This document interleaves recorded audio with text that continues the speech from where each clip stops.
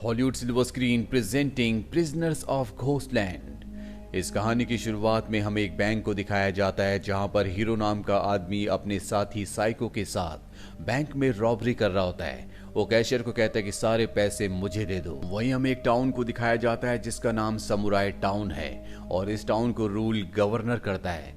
यहाँ पर एक लड़की होती है जो गार्ड के जाने के बाद सीटी बजाती है और जैसे वो सीटी बजाती है वहां पर हमें 3 लड़कियां दिखती है जिन्हें यहाँ पर बंदी बनाकर रखा गया था।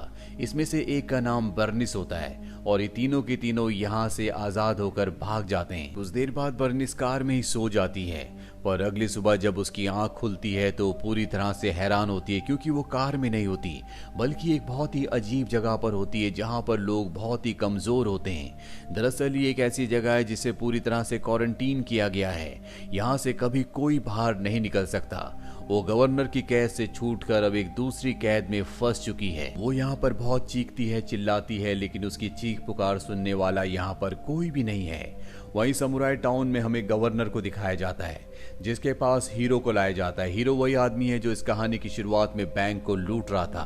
दरअसल उसे बैंक लूटते हुए पकड़ लिया गया था और अब गवर्नर उसे कहता है कि तुम्हें मेरा एक काम करना होगा। मेरी ग्रैंड डॉटर जिसका नाम बर्निस है, एक रात पहले वो यहाँ से भाग गई है। हालांकि हमने उसकी दोस्त को पकड़ लिया लेकिन बर्निस यहाँ से निकलने में कामयाब हो गई। वो घोस्टलैंड में फंस चुकी है और मैं जानता हूं कि तुम उसे वहां से वापस ला सकते हो। अगर तुम उसे वापस ले आए तो मैं तुम्हें आजाद कर दूंगा। इसके बाद उसे खास सूट पहनाया जाता है और अब हीरो अपने मिशन पर निकल पड़ता है। वो किसी भी कीमत पर बर्निस को वापस लाना चाहता है ताकि उसकी सजा माफ हो जाए, वो आजाद हो जाए। गवर्नर हीरो को बताता है कि जो सूट तुमने पहना है इसमें चारों तरफ बॉम्ब लगाए गए हैं। अगर तुमने इसे निकालने की कोशिश की तो ये अपने आप ही ब्लास्ट हो जाएंगे। साथ ही इसमें 3 दिन का टाइमर है, यानी कि तुम्हारे पास मेरी ग्रैंड डॉटर बर्निस को वापस लाने के लिए 3 दिन का वक्त है। अगर 3 दिन में तुम उसे वापस नहीं लाए तब भी ये सूट ब्लास्ट हो जाएगा और एक बार अगर तुम बर्निस को वापस ले आए तो मैं खुद तुम्हें इस सूट को खोलकर आजाद कर दूंगा।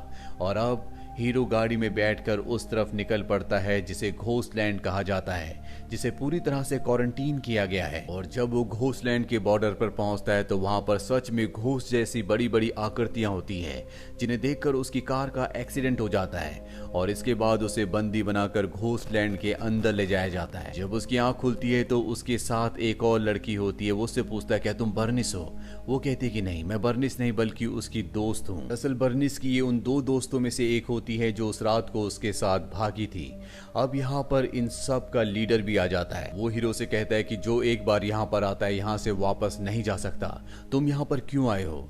हीरो बताता है कि मैं यहाँ पर एक लड़की को ढूंढने के लिए आया हूँ और इसके बाद वो बर्निस की फोटो दिखाता है। तभी एक लड़का कहता है कि मैंने इस तरह दिखने वाली एक लड़की को उस तरफ देखा है और अब हीरो उस तरफ जाता है जहाँ पर बहुत बड़े बड़े पुतले होते हैं और जब उनके चेहरे के मास्क को वो हटाता है तो उसके अंदर असली के इंसान होते हैं और एक मास्क हटाने के बाद उसे बर्निस भी वहां पर मिल जाती है। वो बर्निस से बात करने की कोशिश करता है लेकिन बर्निस उसकी किसी बात का कोई भी जवाब नहीं देती और तभी एक आदमी यहाँ पर बताता है कि हम यहाँ पर लड़कियों को छुपा कर इसलिए रखते हैं क्योंकि जिन घोस्ट को तुमने घोस्टलैंड के बॉर्डर पर देखा था वो बार बार यहाँ पर आते हैं और लड़कियों को अपने साथ ले जाते हैं। हालांकि हीरो उससे बात करने की कई बार कोशिश करता है लेकिन बर्निस उसकी किसी बात का जवाब नहीं देती। हीरो बर्निस से कहता है कि मुझे यहाँ तुम्हारे ग्रैंडफादर ने भेजा है और मैं तुम्हें यहाँ से किसी भी कीमत पर ले जाकर रहूंगा।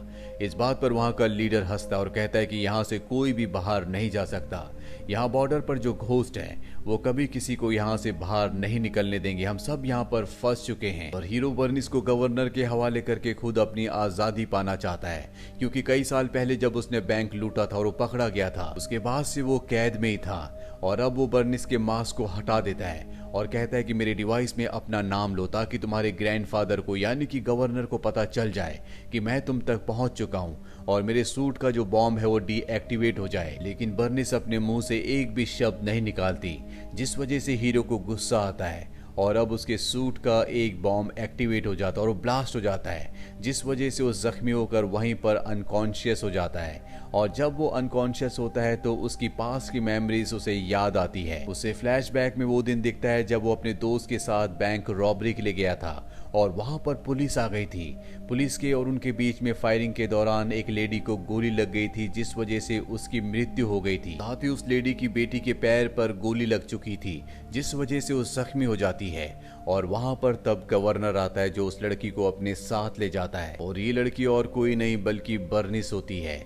और अब हीरो को सब कुछ रिकॉल हो चुका है। उसे समझ में आ जाता है कि बर्निस की आज जो भी हालत है, जो वो कैद में है, उसकी वजह वो खुद है। हीरो को अपनी गलती का एहसास होता है, इसीलिए होश में आने के बाद वो बर्निस के पास जाता है और उसकी मॉम की मृत्यु के लिए और उसके पैर को जख्मी करने के लिए वो उससे माफी मांगता है। लेकिन इससे पहले कि बर्निस कुछ कहती, यहाँ पर घोस्टलैंड के घोस्ट आ जाते हैं जो बर्निस को अपने साथ ले जाना चाहते हैं। लेकिन हीरो उसकी मदद करता है और जब घोस्ट उसके चारों तरफ होते हैं तभी उसके हाथ का एक और बॉम्ब एक्टिवेट होकर ब्लास्ट हो जाता है, जिससे सब के सब घोस्ट यहाँ से भाग जाते हैं। हीरो एक बार फिर से जख्मी होकर अनकॉन्शियस हो जाता है, जिसके बाद एक बार फिर से उसे विजन्स आते हैं और वो अपने विजन्स में देखता है कि वो बर्निस के साथ एक जगह पर खड़ा है जहां पर बहुत सारी फीमेल्स होती हैं और वो उसे कुछ फोटोज दिखाती है जो कि पास्ट की होती है, जिससे उसे पता चलता है कि यहाँ पर पहले एक न्यूक्लियर प्लांट था और एक बार जब न्यूक्लियर बॉम्ब के कुछ सामान को यहाँ पर ला रहे थे तो प्रिजनर्स की यानी कि कैदियों की एक गाड़ी उस ट्रक से टकरा जाती है, जिससे एक बहुत बड़ा ब्लास्ट होता है। सारे के सारे कैदी मारे जाते हैं, लेकिन कुछ ही देर बाद वो सारे कैदी जिंदा हो जाते हैं और वो घोस्ट में यानी कि ज़ॉम्बीज में बदल जाते हैं। और ये ज़ॉम्बीज, ये घोस्ट वही हैं जो इस बॉर्डर पर हमेशा तैनात रहते हैं, जो यहाँ से किसी को कभी बाहर नहीं जाने देते। वो यहाँ पर रहने वाले लोगों को अपना शिकार बनाते हैं। दरअसल यहाँ पर ब्लास्ट के बाद एक बीमारी फैल गई थी, जिस वजह से इस पूरी जगह को क्वारंटीन कर दिया गया था और इस पूरी जगह को चलाने वाला और कोई नहीं बल्कि गवर्नर होता है। ये पूरी जगह गवर्नर के अंडर होती है। हालांकि वो इन लोगों की मदद कर सकता था, लेकिन वो एक अच्छा इंसान नहीं होता, इसीलिए वो इनकी मदद नहीं करता, बल्कि इन सब को यहाँ पर मरने के लिए छोड़ देता है। हीरो को अब एक और विजन आता है जिसमें वो छोटे छोटे बच्चों को देखता है जो उससे कहते हैं कि तुम्हें एक और जिंदगी मिल रही है ताकि तुम यहाँ पर रहने वाले लोगों की मदद कर सको। हीरो अभी भी बेहोश होता है और उसके सूट का एक और बॉम्ब ब्लास्ट होने वाला होता है, लेकिन बर्निस को ये पता चल जाता है और वो उसके हाथ में जो डिवाइस होता है उस पर अपना नाम बोल देती है, जिससे बॉम्ब डीएक्टिवेट हो जाता है। लेकिन बर्निस को लगता है कि हीरो अब मारा गया, इसीलिए वो वापस उस जगह आ जाती है जहां पर सभी नॉर्मल इंसान होते हैं। वो कहती है कि हीरो के ऊपर घोस्ट ने हमला किया था जिस वजह से वो मारा गया। यहाँ पर जो लीडर होता है वो कहता है कि उनसे कोई नहीं बच सकता, लेकिन तुम यहाँ से नहीं जा सकती क्योंकि वो तुम्हें कभी भी यहाँ से बाहर नहीं निकलने देंगे। और तभी यहाँ पर हीरो आ जाता है जो पूरी तरह से ठीक होता है। उसे देखकर सब के सब हैरान हो जाते हैं, यहाँ तक कि बर्निस भी, क्योंकि ज़ॉम्बीज ने घोस्ट ने उसे काटा था, लेकिन उसके बाद भी वो पूरी तरह से नॉर्मल होता है और वो सबको अपने सपने के बारे में बताता है कि किस तरह से सपने में उसे बच्चे आए थे जिन्होंने उसे कहा था कि तुम्हें एक और जिंदगी दी जा रही है ताकि तुम यहाँ के लोगों की मदद कर सको।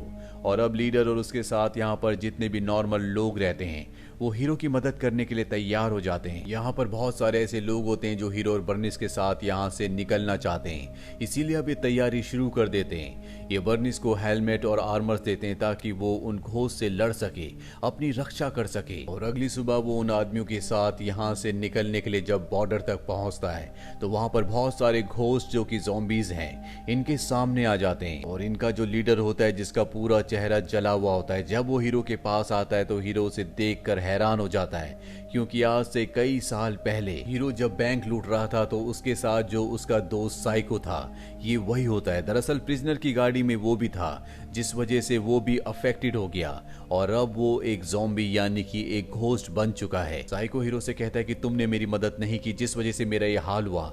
हीरो कहता है कि तुम बेगुनाहों को मार रहे थे इसीलिए मैं तुम्हारी मदद नहीं कर पाया, लेकिन अब मुझे तुम्हारी मदद की जरूरत है, हम कभी अच्छे दोस्त हुआ करते थे।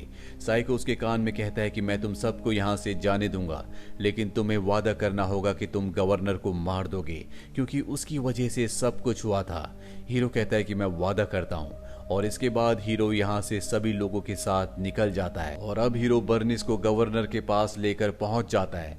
दरअसल गवर्नर एक बहुत ही बुरा इंसान होता है, वो हमेशा बर्निस को फिजिकली अब्यूज किया करता था। साथ ही यहाँ पर उसने बहुत सारी लड़कियों को कैद किया होता है जिनको फिजिकली अब्यूज करने के साथ बेचता भी है और अपने आप को सबका ग्रैंडफादर कहता है। हीरो बर्निस को गवर्नर के पास ले जाने के बाद अपने सूट की मांगता है ताकि वो सूट को खोल सके, लेकिन गवर्नर साफ साफ मना कर देता है। यहाँ पर गवर्नर के बहुत सारे लोग आ जाते हैं जो इन्हें गन पॉइंट पर ले लेते हैं, लेकिन तभी बर्निस की दोस्त मशीन गन से गवर्नर के लोगों के ऊपर हमला कर देती है जिससे बहुत सारे सारे लोग मारे जाते हैं, लेकिन वो खुद भी जख्मी हो जाती है और इससे पहले कि गवर्नर के लोग उसे मारते, बर्निस उसके पास आती है और उसे उठाकर एक सेफ जगह ले जाती है और वापस हीरो की मदद करने आ जाती है। हीरो गवर्नर के लोगों से लड़ रहा होता है, इसमें वो बहुत बुरी तरह से जख्मी भी हो जाता है। यहाँ पर गवर्नर का एक बहुत बड़ा योद्धा होता है, हीरो उससे मुकाबला कर रहा होता है, लेकिन वो हीरो से बहुत शक्तिशाली है और जब ये एक दूसरे के सामने तलवार लेकर खड़े होते हैं, ये दोनों जानते हैं कि इन दोनों में से किसी की भी जान जा सकती है, इसीलिए तय करते हैं कि ये इस लड़ाई को, युद्ध को यहीं पर खत्म कर देंगे। ये दोनों के दोनों अपनी तलवार नीचे रख देते हैं, पर जैसी हीरो अपनी तलवार नीचे रखता है, वॉरियर उसके ऊपर हमला करता है, लेकिन उसे पहले से पता था कि वो वॉरियर उसके साथ धोखा करेगा, इसीलिए तलवार उठाकर वो उसे मार देता है।